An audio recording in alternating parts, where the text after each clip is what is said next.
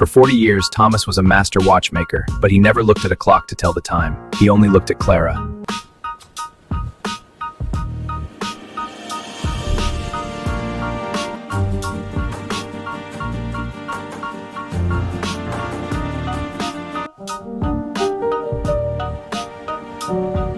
It was said that Thomas tuned every clock in the house to the beat of Clara's heart.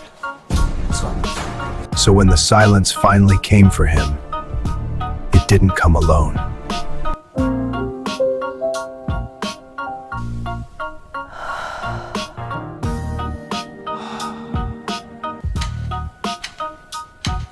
At the exact moment Thomas's heart stopped, Clara stopped too, not out of grief, but out of habit.